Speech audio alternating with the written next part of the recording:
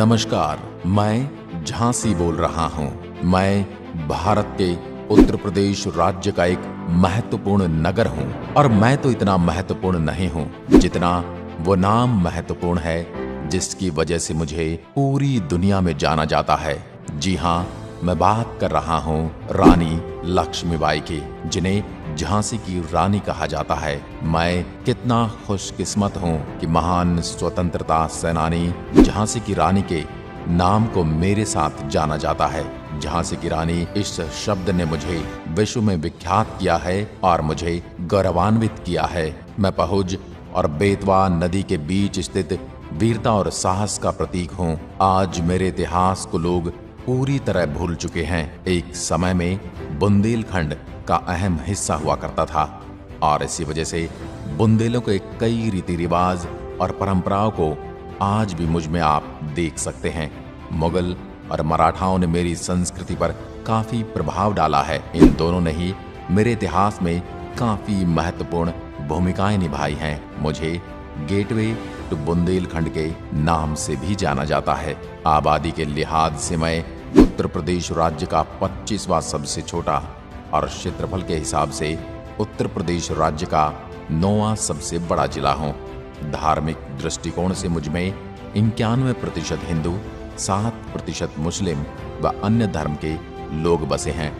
Bundelkhand university, Laxmibai central culture university, Swami Vivekananda degree college, science और engineering college, Arya Kanya college मेरे कुछ खास केंद्र हैं। मेरे ज्यादातर लोग पढ़े लिखे वर्ग के हैं। मेरा मुख्य व्यवसाय कृषि और मैं काफी हद तक खेती अर्थव्यवस्था पर निर्भर हूँ। बेतवा नदी के हिस्से में बसने की वजह से मेरी जमीन काफी उपजाऊ है। धान, गेहूं, चना, मटर, मूंगफली, तिल, सरसों में सब्जियां मेरी प्रमुख फसलें हैं। मेरा पुराना नाम बलवंत नगर था, लेकिन बाद में मेरा नाम बदल दिया गया और मुझे झांसी नाम से जाना गया। अनेक वर्षों तक मुझ पर चंदेल राजाओं ने राज किया। 1766 से 1769 तक विश्वास राव लक्ष्मण मेरे सूबेदार रहे। उनके बाद रघुनाथ राव राघव मेरे सूबेदार बने। राघव सूबेदार के शासनकाल में सबसे ज्यादा मेरा विकास हुआ।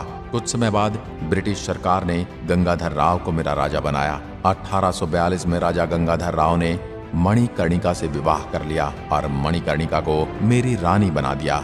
मणिकर्णिका ही मनु नाम से जानी जाती थी। यह रानी ही बाद में रानी लक्ष्मीबाई नाम से पहचानी गई, जिसने मुझे एक नई पहचान दिलाई, जिसने मेरे अंदर स्वाभिमान जगाया। 1851 में राजा के बेटे का जन्म हुआ।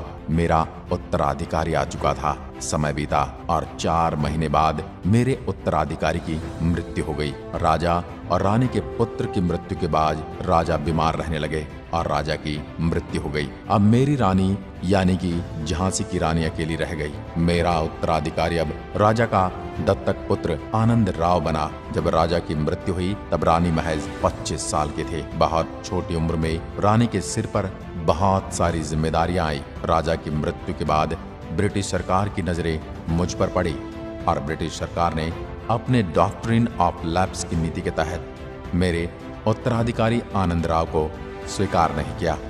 ब्रिटिश सरकार मुझ पर कब्जा करना चाहती थी और कहना था मेरा ध्यान रखने के लिए अब कोई वारिश नहीं बचा था।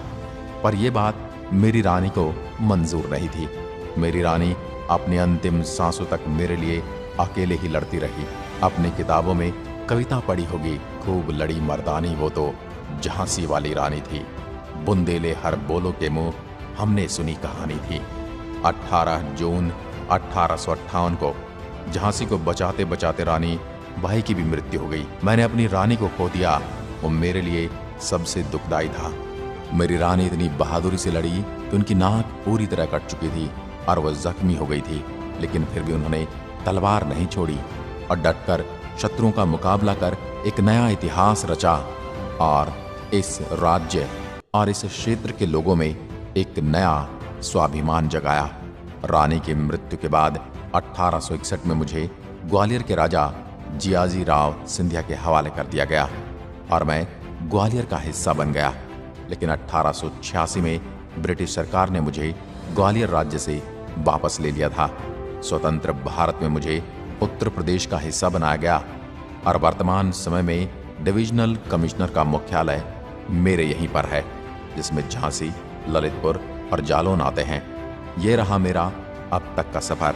अब मैं अच्छे से फल फूल रहा हूँ और बड़ा ही प्रसन्न हूँ।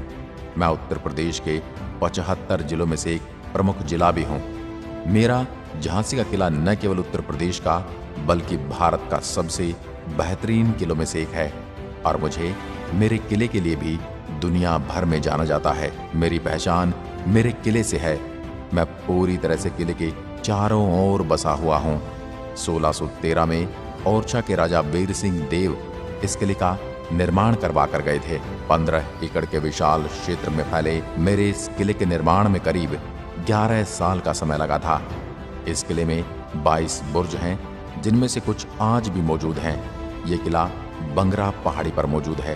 किले में प्रवेश करने के 10 दरवाजे हैं। अगर आप किले में घूमना चाहते हैं तो यहाँ आपको रानी झांसी गार्डन, शिव मंदिर और गुलाम गौस खान, मोतीबाई व खुदा बख्श की मजार देखने को मिलने वाली हैं। ये किला प्राचीन वैभव और पराक्रम का जीता जागता उदाहरण है। दोस्तों, जब तक 1857 की क्रांति में वीरगति को प्राप्त होने वाली झांसी की रानी को लोग याद करेंगे, तब तक मेरा नाम भी लोगों की जुबान पर रहेगा।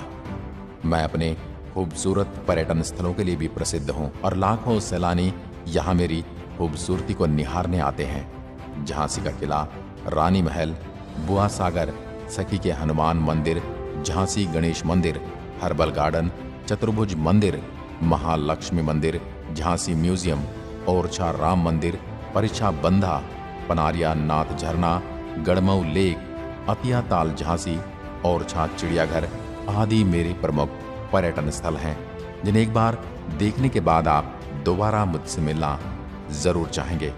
यदि आप भी झांसी को करीब से देखना चाहते हैं, उस वीरांगना की कहानी को अपने आप में महसूस करना चाहते हैं, अपने इतिहास के उस धरोहर को छूकर देखना चाहते हैं, तो आपको एक बार तो मुझसे मिलना आना ही होगा। मैं झांसी आपको आमंत्रित करता हूं और आपकी राह में पल के बिछाए बैठा हूं। मैं झांसी आपसे मिलने का इंतजार करूंगा। धन्यवाद। जय हिंद, जय भारत।